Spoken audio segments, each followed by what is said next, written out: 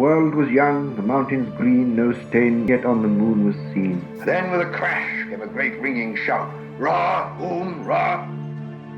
3 rings for the elven kings under the sky, 7 for the dwarf lords in their halls of stone, 9 for mortal men doomed to die, 1 for the dark lord on his dark throne in the land of Mordor where the shadows lie. 1 ring to rule them all, 1 ring to find them, 1 ring to bring them all, and in the darkness bind them in the land of Mordor where the shadows lie. Talking about Tolkien, and not talking about how Scholastic can lick my taint. Ben, how's it going?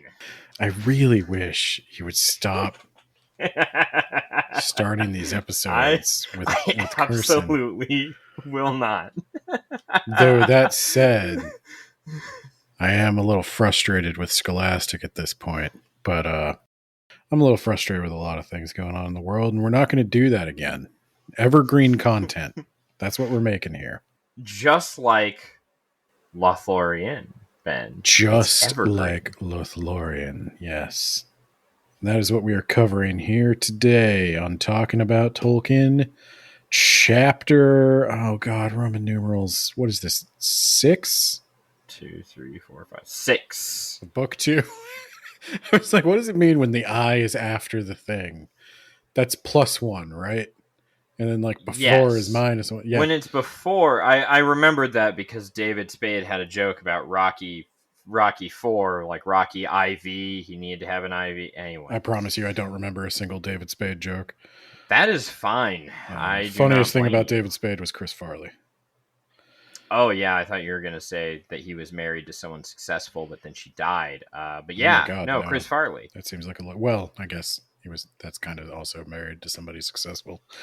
But then he died. Okay, so Lothlorien, chapter 6. Does David Spade kill all the successful people around him? We'll know just as soon as Adam Sandler dies. Oh God.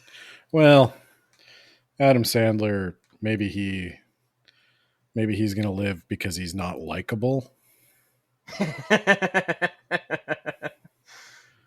But yeah, Lothlorien, Ben. Lothlorien. Talking about Tolkien, Fellowship of the Ring, Book 2, Chapter 6. Last time Gandalf failed to summon Tom Bombadil, and so he had to instead fight the Balrog. They already used their one. They used their one. Yeah, they already used their one, and that's really unfair because Gandalf wasn't there at that time. No, it counts for the whole party. It counts for the whole party. They already used it on the Barrow-downs. And They really should have split the party, and then they could use some legalese to get another one. But yeah, no, the Barrow-downs kind of screwed over Gandalf, and he is now dead forever. He is never coming back. That is the end of Gandalf. Yep. And can I actually just read how this chapter starts? Because I feel like you need to hear. This is okay. Let me set this. It starts out in slow mo. Let me start this. Let me set the stage for you. There's slow motion crying about it. Gandalf has just died. Aragorn killed the biggest orc, and all the other orcs ran away. He just ran up and shivved him, and we kept going. And now Aragorn he's off in the corner. Everybody's kind of upset, wondering what to do. Aragorn's off in the corner. He's just taking deep breath after deep breath. Maybe sounds like hyperventilating, but that's not what it is. He's just gathering his strength, summoning his chi, and then he turns to rally the troops. He's the leader now. He's got to inspire these people. He's got to let them know good job. that they're in good hands. And he says, "Alas, I fear we cannot stay here longer." He looked towards the mountains and held up his sword. "Farewell, Gandalf," he cried. "Did I not say to you, if you pass the doors of Moria, beware? Alas, that I spoke true. What hope have we without you?" He then turned to the company. "We must do without hope. At least we may yet be avenged. Let us gird ourselves and weep no more." Frodo, stop crying. "Come, we have a long road and much to do." Yeah. So yeah, he's got this. He's feeling confident. We couldn't save Gandalf, but we're damn sure gonna avenge him. And that's how Aragorn formed the Avengers, Middle Earth's mightiest heroes. So yeah, they shake it off, and they're gonna start going. And Aragorn, I do love the reread because I think I've said this at every stage, but the movie Aragorn has so supplanted the book Aragorn in my mind. But the book Aragorn really is a dude who is just like, it's game time. It's game time. We do this. Like that's his whole energy this whole time. Well, we can't let a death get in the way of some sightseeing. The Mirror. Gimli shoves Aragorn out of the way. Is that the fucking Mirror? Frodo, you got to see this. I don't know why Gimli only wants to show Frodo. Frodo, you're the one writing the book, right? Come here. You're going to love this. Put this in your book. Sam also goes because, of course, he follows Frodo and sleeps at the foot of his bed. Yeah. But then they gaze into the Mirror. There's a rune stone that marks... Durin stone. Yeah, that marks Durin. When Durin... What's so great about Durin? Sounds like he was a guy who died. He is a guy who died, but Durin is kind of like dwarf prime. I believe he is the first dwarf to awaken. Most of the dwarves draw their like genealogy from Durin, and there's basically like 7 dwarf clans that all sort of trace back to Durin. Well, didn't they realize first is the worst, second is the best? Like, I don't know what that's in reference to. You don't. Wow, were you ever a child, Ben? No. Okay. I'm a philosopher. You came fully formed just like Durin. I was born enlightened and dissatisfied. So no, what is your stupid rhyme? just like your wife. Anyway. What? No one has ever accused Shai of being enlightened. So that's fair. This is also where Balin dies like a chump. He's over here gazing into the mirror. Doesn't even realize he's about to get shot. Idiot. Yeah, so this is historic for a couple reasons. Yeah, look, you can still see some of his brain on the stone there, Frodo. There you go. Yeah. Durin glimpsed into the waters and saw a crown of stars above his head, Ben. And he was like, yes, this is where I shall found my kingdom. I sure hope there aren't any Balrogs in there. There weren't. Let me make a bridge over a very large chasm that you have to go single file and have no railings. So there's the interesting thing about them. That's why the dwarves are losing, Ben. Mining accidents left and right. Yeah, they don't have... need to get some OSHA. They don't have a dwarf OSHA. But yeah, this is a pool of clear water that you should be able to see your reflection in. But you don't always see your reflection. Sometimes you see something else. Sometimes you don't even see the orc creeping up behind you. And he was making a lot of noise while he was doing it too. You really should have seen him and heard him coming, but you're too busy looking in this fucking pond. So there's an interesting thing, and I'll be honest with you, I don't know precisely what this means. So when it is said in legend, right, that when Durin gazed into this pool, he basically had a prophetic vision that, you know, he would found the great dwarven kingdoms. Yeah, how'd that work out for you?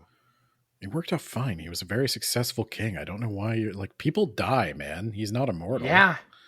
Well, he should be. How long do dwarves live? 300 years, 350 years. Wow. But elves, they live forever unless they're purposefully killed. Literally can't escape the world.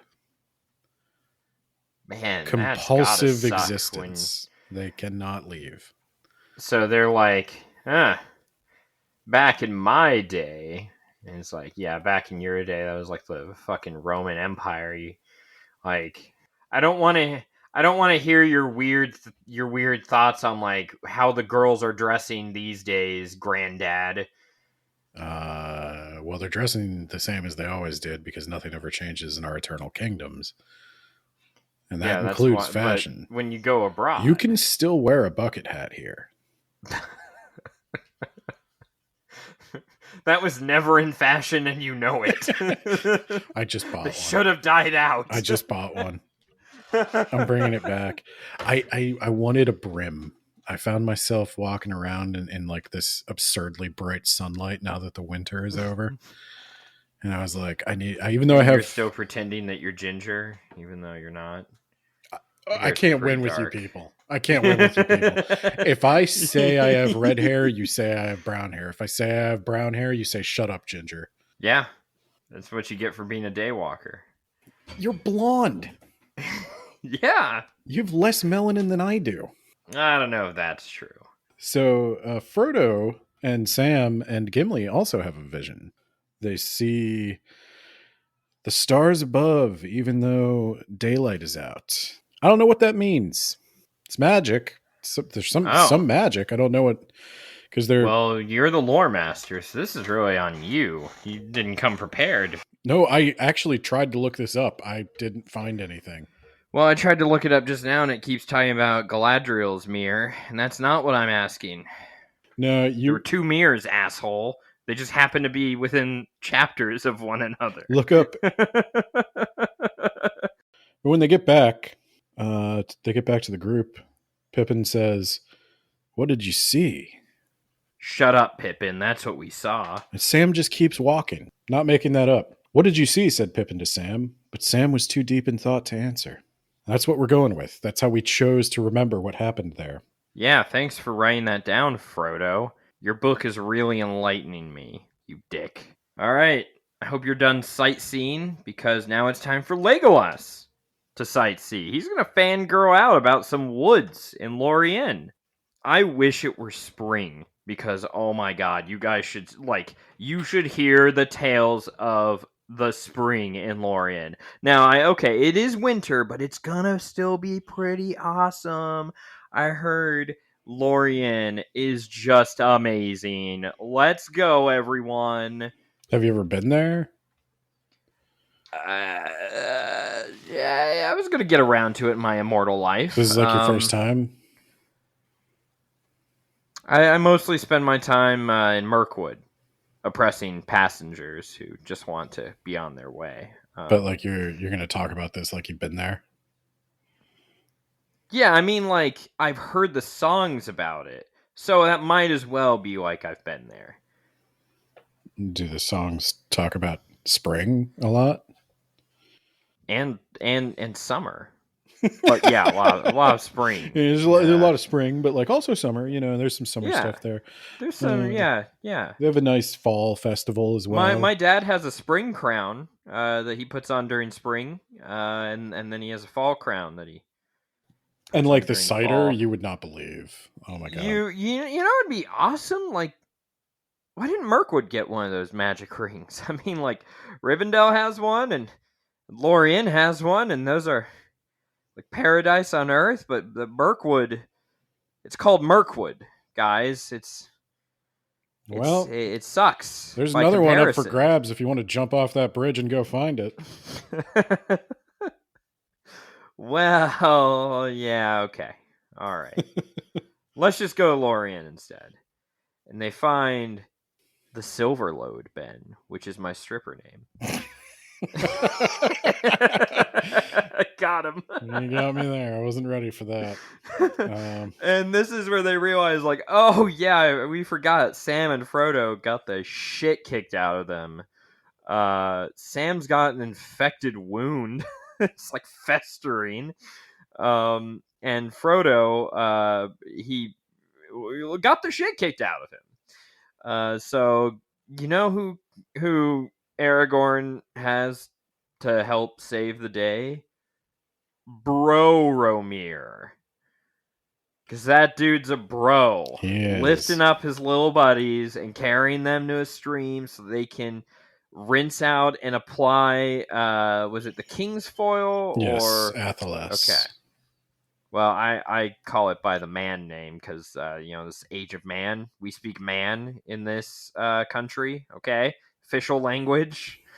Okay, well, Legolas has been Duolingoing all the Sylvan Elvish. So this is where Aragorn uses his medicine skill to heal Sam's gross wounds, which are fortunately not poisoned. this is also where he That's uses nice. his narc skill He to out grabs the Frodo as mithril having armor. mithril. Frodo is very consciously trying not to show that he has like this is super expensive suit of mithril. And then Aragorn's like, okay, look, man, you got speared, and I don't know what you're made of, but like, oh my god, this is mithril, Frodo.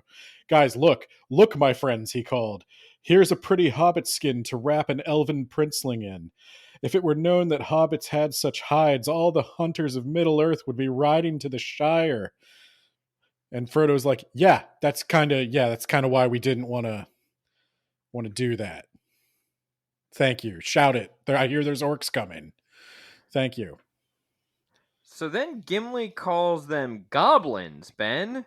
I thought they were just orcs. Why are we calling them goblins again, Ben? They're synonymous, but I don't remember him saying that. He does. I wrote it down. I thought that they were just changed to orcs for Lord of the Rings. Well, they are synonymous. I mean, Tolkien's clear about that. Yeah, so. maybe. I mean, I kind of feel like goblins are smaller than orcs somehow.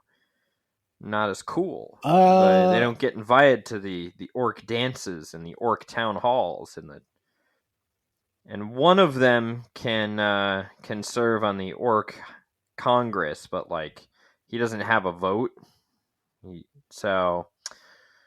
But yeah, Gimli points out that Gandalf said that this was worth the Shire and everything in it, and Gimli takes one look at that and he's like, Gandalf lowballed that. Yeah, he undervalued that. Yeah, no, this is Frodo. This is worth your very fucking soul. Okay, like I know this ring you're carrying is supposed to be some big thing, but like, yeah, try not to get killed because this armor is way more impressive than whatever ring you've got. Yeah, if you're gonna jump into a volcano, could you like take this off first? Yeah, that'd be really nice. I'll come pick it up later. So Gimli also mentions that maybe the orcs weren't after the ring and just wanted to drive them from Moria, and like maybe that's the case. But like, I don't know. I think Tolkien kind of doesn't tell you one way or the other, does he? But it seems to be implied that the orcs are there. Like, some of the orcs are from Mordor later in the chapter. I think I texted you about this, where the elves are like, many days ago, orcs went up to Moria. Yeah. No. And the orcs were hunting after the party, and Gimli's like, maybe they just wanted to get us out of Moria, but like, then again... It's questionable to me if the orcs knew they had the ring, but I would guess the orcs were probably at least told, watch for people coming through. Yeah. So because Sauron has covered his bases. Yeah. So Moria was not an unknown to him. Yeah. He reinforced. Yeah, because I think Gimli's vain hope here is that, maybe the orcs won't chase us. Yeah, maybe they just wanted to get us out of Moria.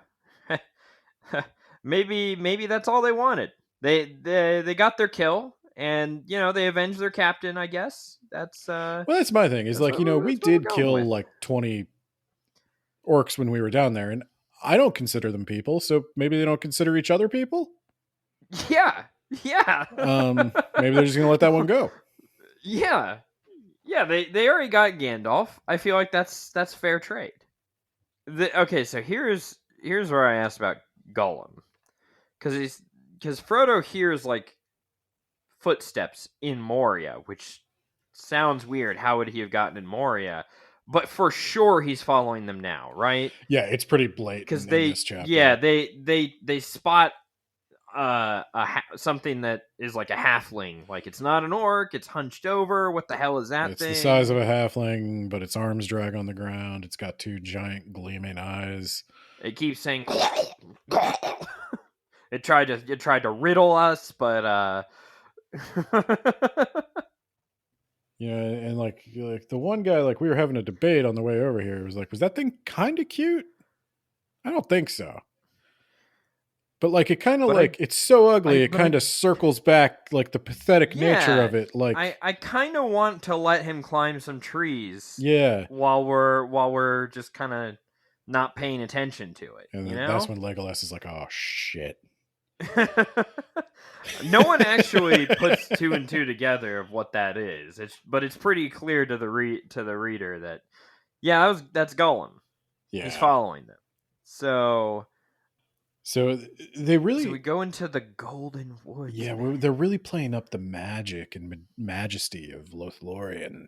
It's this extraordinary, like in the movie, they just kind of walk in and they do that joke Yeah. about how like the dwarf breathed so loudly we could have shot him in the dark.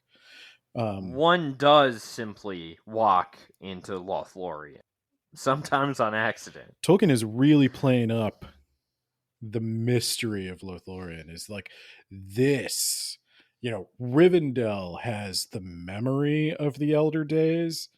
Lothlorien is the Elder Days. Yeah. Like nothing has changed here since back in the day. They have like the Malorn trees, and I don't know what that is, but he brought it up on more than one occasion, so I'm going to pretend to care. Tolkien loves trees. But the Malorn trees, Yeah, he this is does. where people accuse Tolkien of having like taking a page to describe a tree. This is the tree that he takes a page to describe.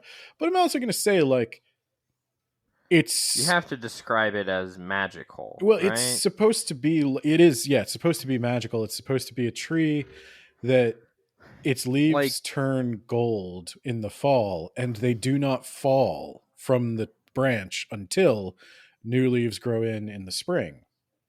So there's always leaves on the It's trees. like that scene from Charlie and the Chocolate Factory when they first get inside the chocolate factory. It's just a big old room made of candy. And they just take a moment to go around this magic room of candy.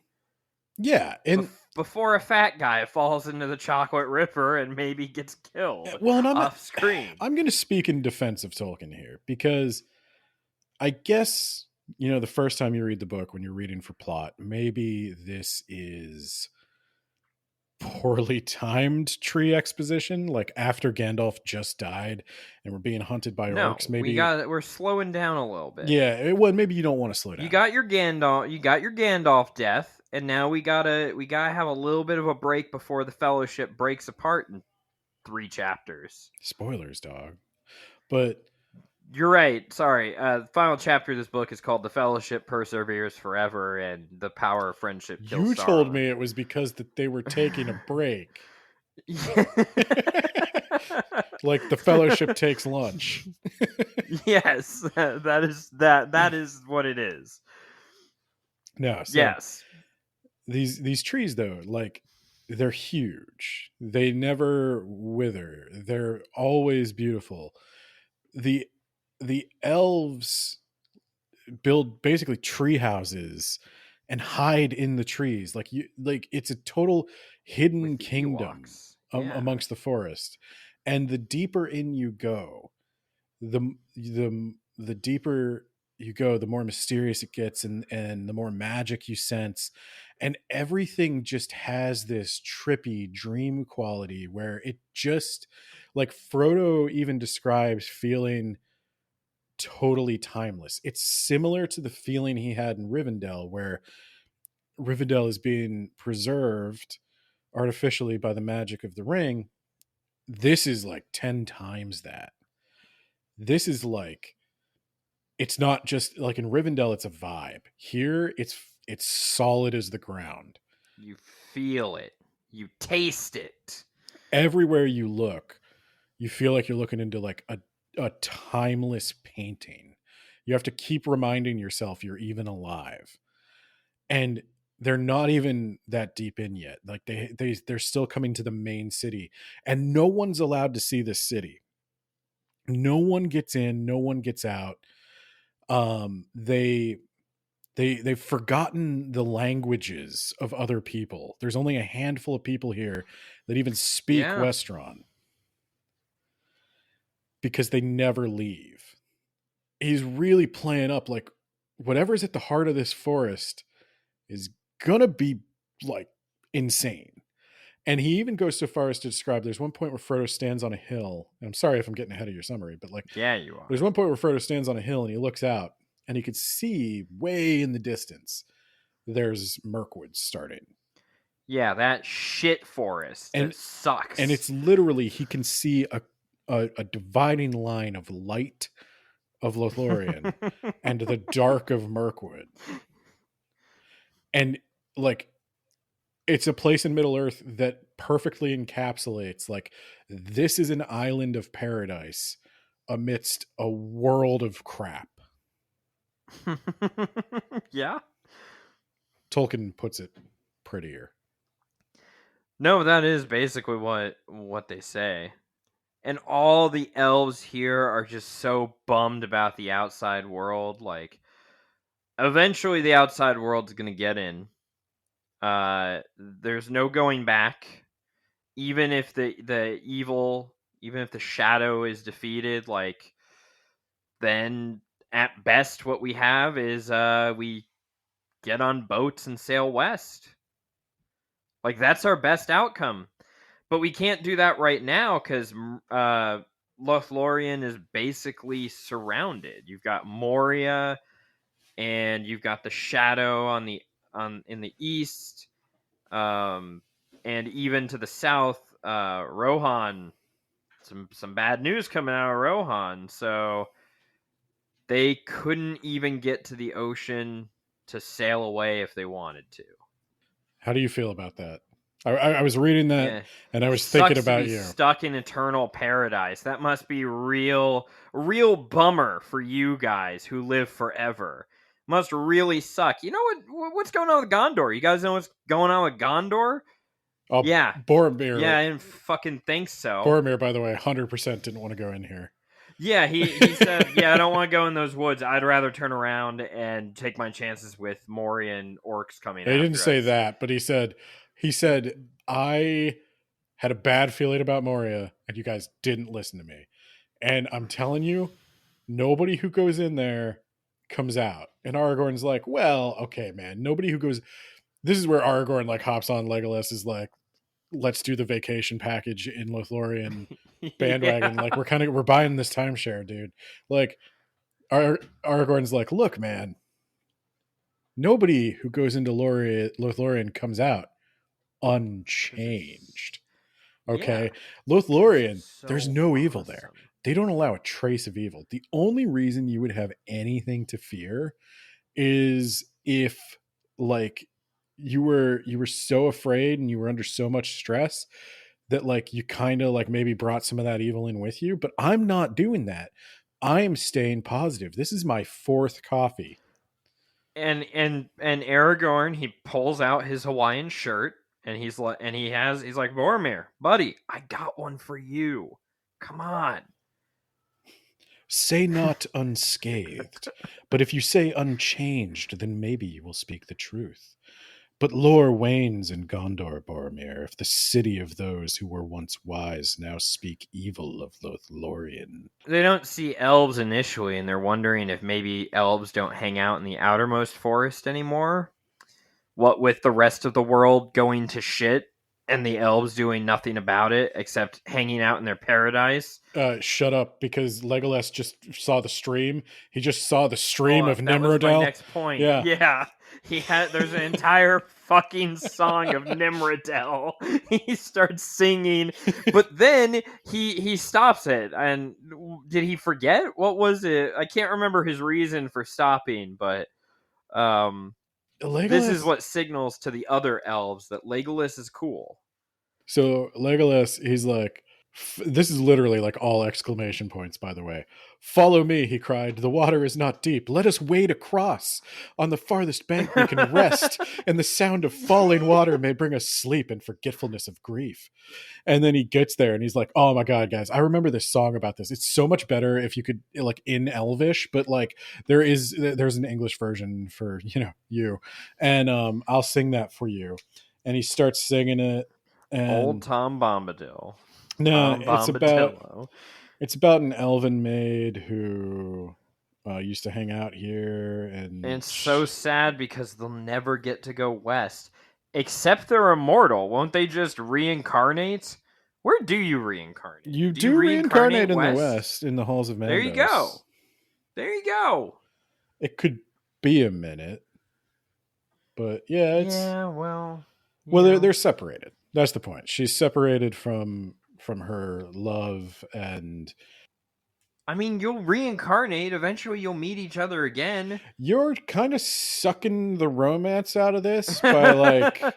Yeah, no. See, it would be romantic if these were men, and we don't know where they're gonna go, Ben. We're all just mud that got complicated enough to think. So what the fuck does it matter what happens to us? We just go back to being mud, and then we'll all be fine. But it's the age of mud men, not mud elves, Ben. You're taking all the magic out of it. But this is where, this finally is where the elf dwarf struggle begins. Oh God, yes. Because Legolas, it starts with this very song. The voice of Legolas faltered and the song ceased. I cannot sing any more, he said. That is but a part, for I've forgotten much. It is long and sad, for it tells of the sorrow that came upon Lothlorien, Lorien of the Blossom, when the dwarves awakened evil in the mountains. Those fucking dicks.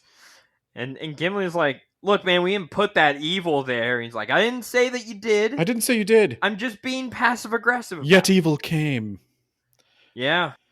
And it is bizarrely, so Legolas is walking around like this guy who, did one semester abroad.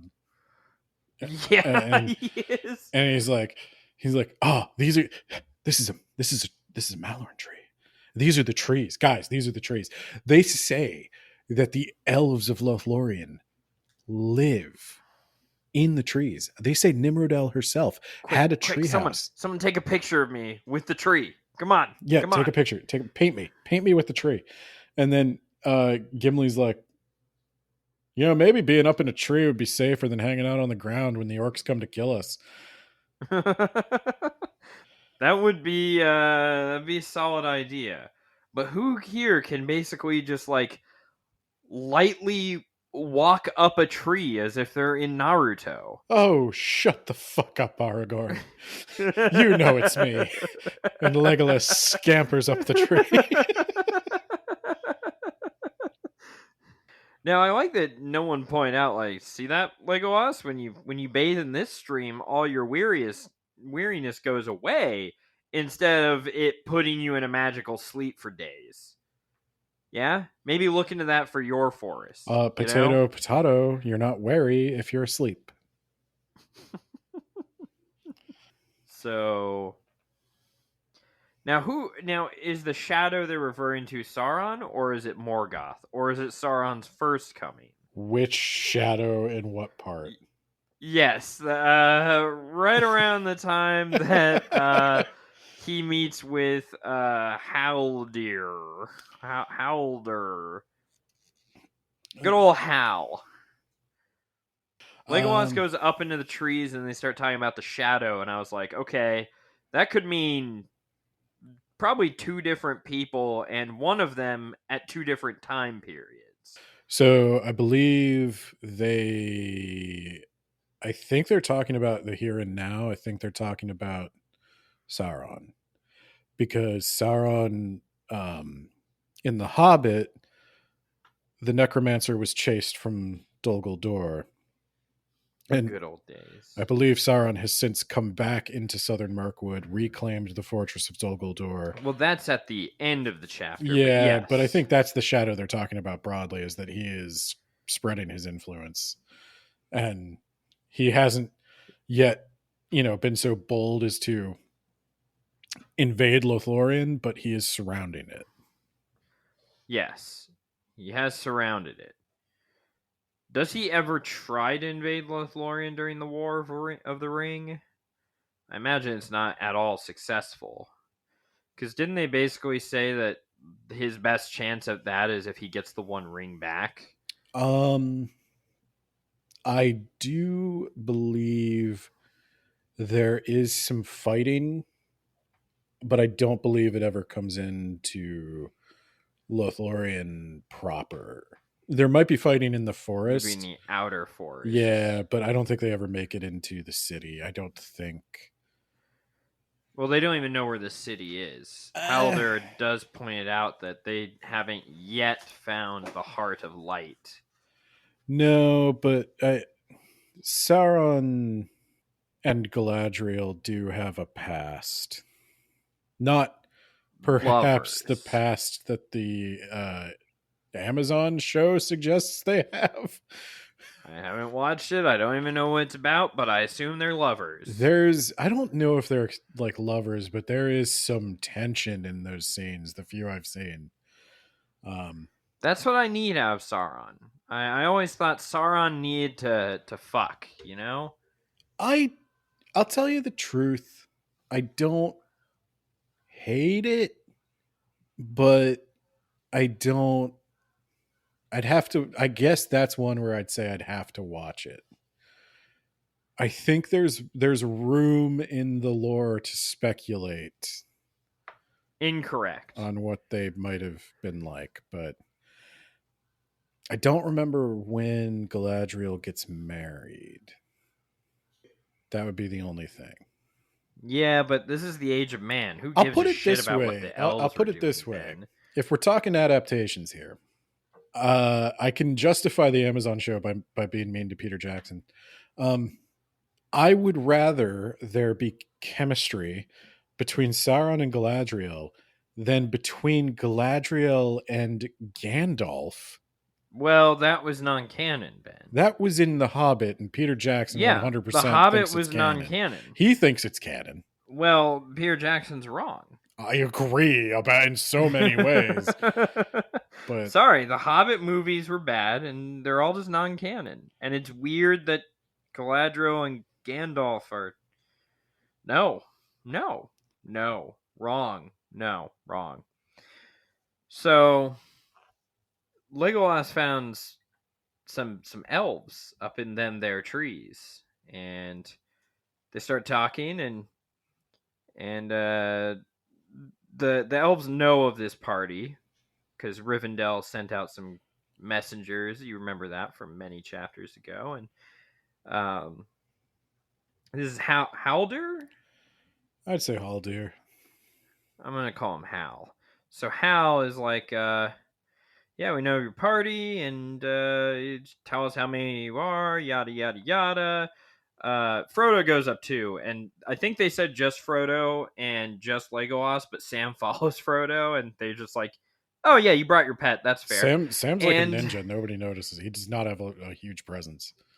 And he does not have a huge presence. And Legolas is like, that is right. It's me, 4 hobbits, 2 dudes, and yeah. He's like, yeah, that's. But you said there were 8. I only count 7. Okay, guys, like, there's a dwarf.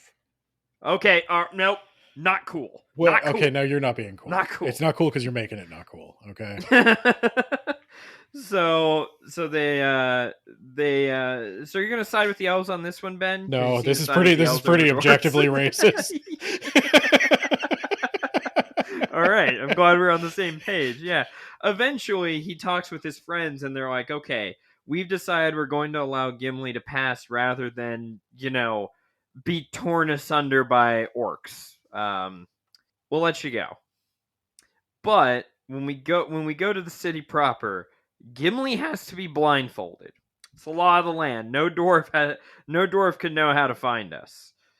And but they have to stay the night here because it's going to be a long walk through an enchanted magical forest. We do get a little Hobbit lore here too. Oh, do we? Ah, did you not note it? Well, I noted it. Because the hobbits struggle to fall asleep. Oh, yeah, in the because they don't houses. sleep on the top floor. Hobbits do not like heights, and they do not sleep upstairs, even when they have stairs. Except Sam. Sam sleeps like a log. Sleeps soundly. He always sleeps pretty soundly.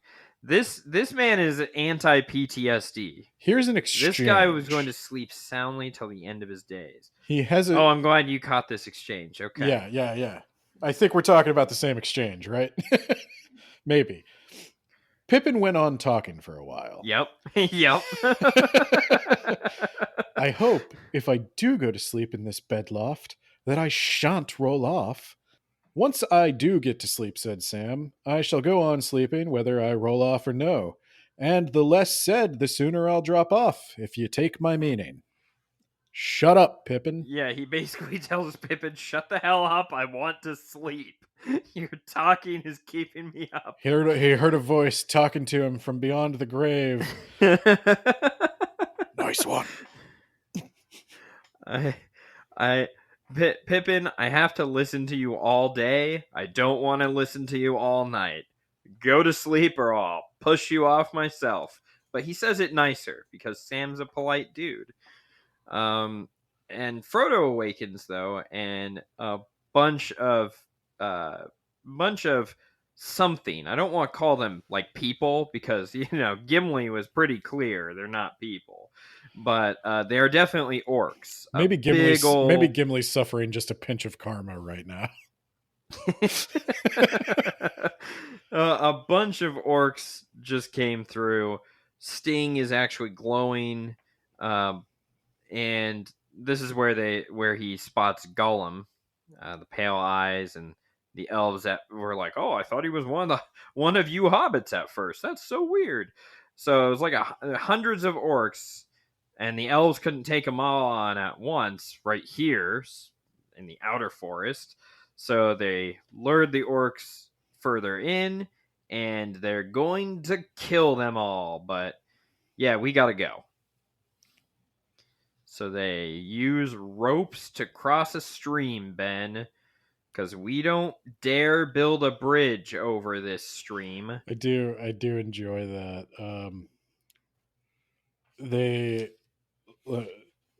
I actually highlighted this. So they throw a rope across, and then the one elf just tightrope walks it like it's nothing. And then he walks back to like tie something off, and then he walks back across again. And then Legolas is like, "Oh, guys, like I can totally do that." But these guys, you guys are going for a swim. Like that doesn't seem these fair. guys, they can't even walk on snow. And he's like, "Don't worry, dude. Don't worry, dude. I got this." Because we thought about maybe one day there won't be lithe, athletic elves that come through here. So we got another rope, and we're gonna put that one up just a bit higher. And then they can hold on with their. Oh, I thought they had 3 ropes. They do. They have 3 ropes, but one is for the humans to hold, and one is for the short people to hold. Great. Yeah. So thanks, guys. They can hold it with their fumbly little ape hands, and they can shimmy their way across. Yeah, it's time for you to get on the boat, guys. Get on the boat and off you go.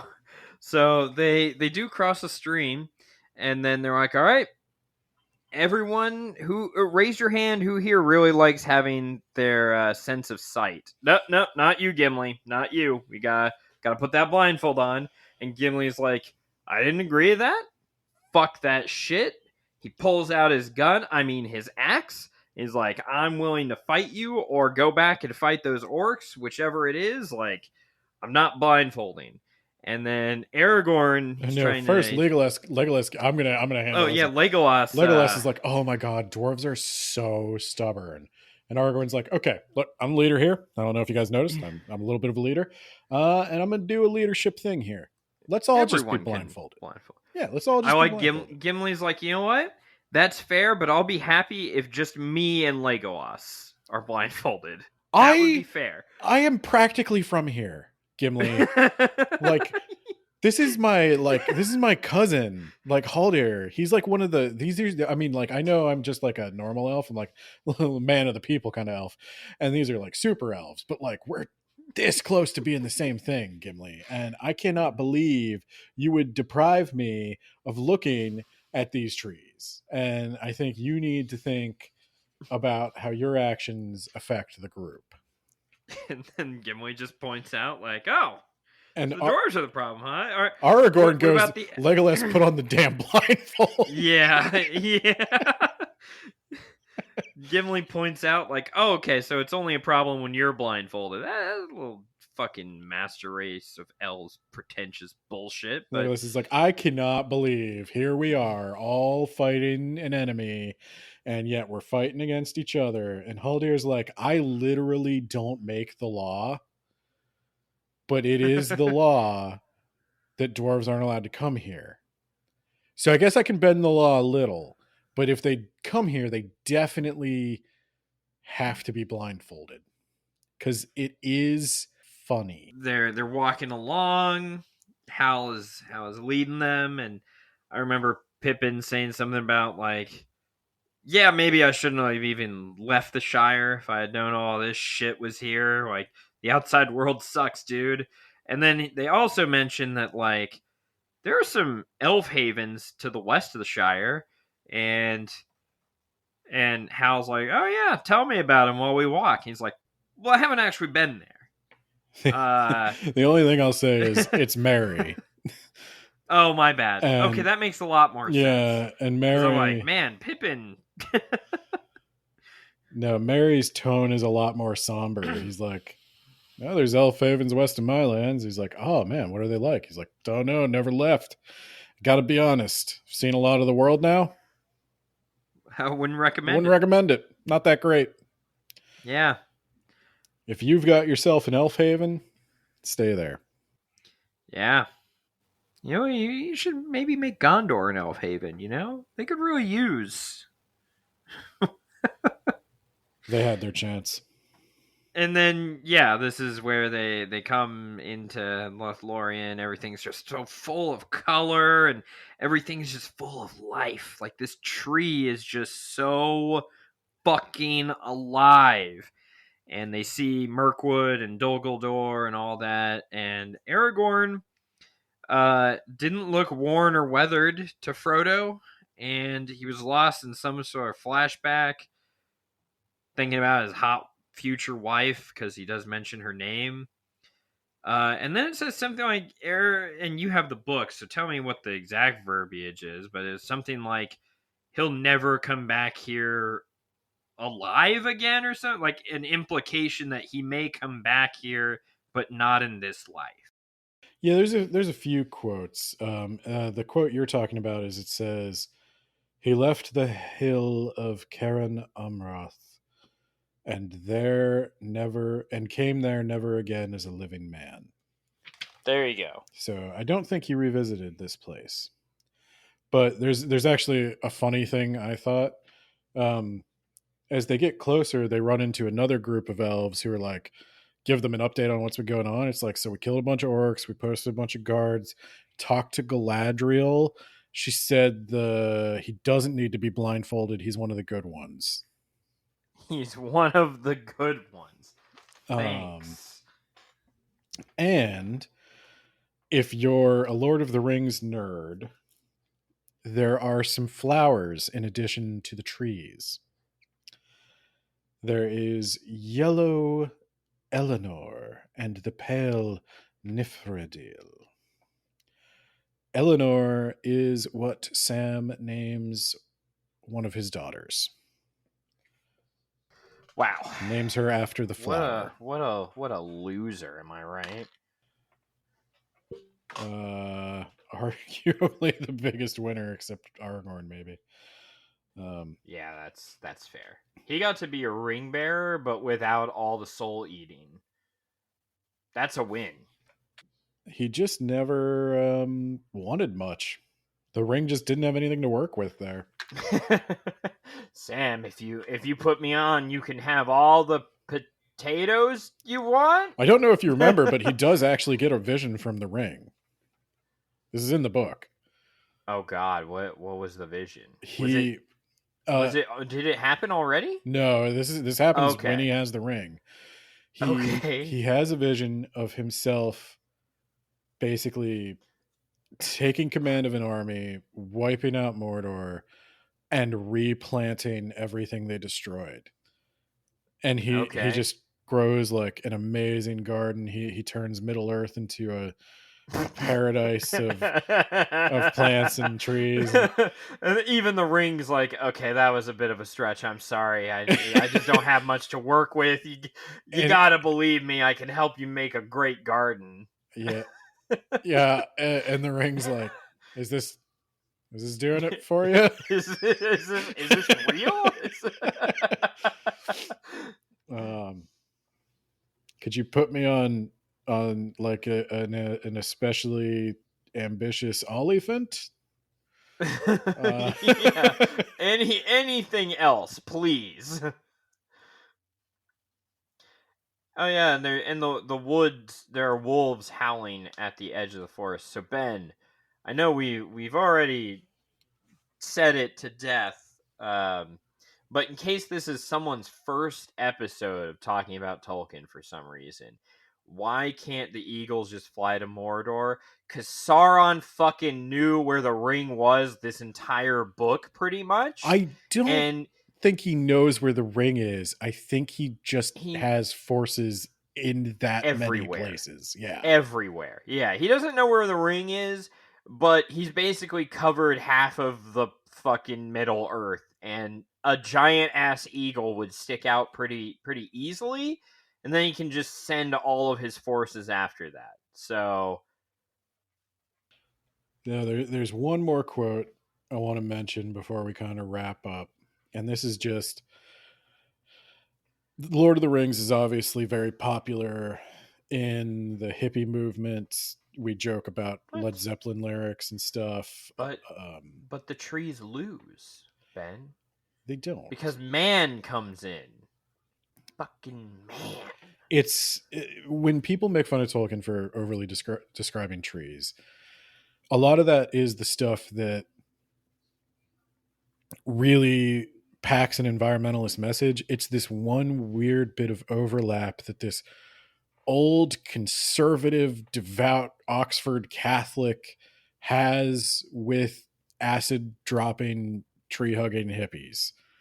It's the tree hugging. And this is Frodo.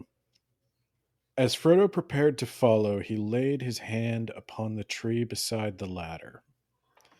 Never before had he been so suddenly and so keenly aware of the feel and texture of a tree's skin and of the life within it. He felt a delight in wood and the touch of it, neither as a forester nor as a carpenter. It was the delight of the living tree itself. If Chad Dingleton wants to write about his experience going into Lothlorien, that's what Chad Dingleton would write. He'd talk about that living wood, you know? But it's an interesting quote because it is kind of another point where Tolkien is revealing some of his own personal philosophy here, because he specifically calls out Frodo values this tree as a living organism. He likes it simply the way it is, simply for being there and being a tree. He doesn't want to turn it into lumber or firewood or anything that can be used to do industry. He just likes nature for nature's sake. And then he's going to cast the One Ring into the fire and destroy what will preserve these trees, and then they will be going into my fireplace, and I will be making a coffee table out of them. It's a world in decline. We're fighting the great defeat. What can I say? As I'm Tolkien's trying to show you a little bit of the beauty of what the world can be, and he knows he's losing. I mean, that's also a theme of the book. He knows that he calls it fighting the great defeat. I'm a Catholic. The world is just going to get harder and harder to live in, and then it's going to end in fire, and Jesus is going to come back with his big flaming sword and kick Satan's ass, and then something paradise, maybe. Yeah, we rebuild the world how it was meant to. It kind of, that kind of makes me think of, like, I've got this system at work, and it's just not working. And there's a better system that I can put in place, but, like, maybe I can squeeze a few more months out of it before I have to completely throw it out and just go with the other system, right? Like, that's this world, right? They're like, well, I mean, like, it's kind of working. Like, there's living things down on that planet, and, like, maybe we get a few more centuries, maybe. And, like, and then when it's pretty clear it's just not working, then I'll have to get around to building a new world. I think I'll do it right this next time. You're thinking of everything in terms of function, as it should be. And that's not necessarily what we're doing here. The point of the world isn't to have some place for you all to live. The point of the world is to complete you. Like, there is a reason we have to live through this. At least that's what Tolkien believes. I mean, I'm not trying to tell you what to believe, but in terms of the Lord of the Rings, that's the theme, is that there is a reason for all of this. There is a plan, and it is a good plan, and it is to the benefit of all things that we endure these trials and hardships and come out the other end, hopefully enriched somewhat or ready to be made perfect. It's metal being passed through the fire. Yeah. Sounds great. Because, I mean, obviously, I played Factorio. You mine the minerals, you put them in the furnace, and you turn that into machines that mine the minerals for you and smelt it for you. I think obviously, like, the philosophical problem is, why didn't God just make the world perfect the first time if he's, omnipotent? Yeah. And that's where I would have to say his plans are ineffable, and his mind is... I would also say that if I were God, I would definitely be like, oh shit, whoopsie. You know what? I'm God. I'm infallible. This was my plan all along. Boom. This Nailed right here, it. this right here, what you're doing, that's why we blindfold you. This is why we blindfold you. Because you can't look at our majestic elf kingdom and just appreciate it the way Frodo can. Frodo's going to town on that tree. You are just looking at it like it's all just something in your weird Factorio game. And that's why... You got any mithril under those trees? I'll chop them down and start digging. Blindfolds for everyone. But yes, next chapter we will talk about the Mirror of Galadriel, the lady herself. Not the mirror. That Not was the Durin's mirror. We're talking about Galadriel's mirror. It's a different mirror. It's a different magic mirror. The road goes ever on and on, down from the door which began. Now far ahead the road is gone, and I must follow it, if I can, pursuing it with eager feet until it joins some larger way, where many paths and errands meet. And whither then, I cannot say.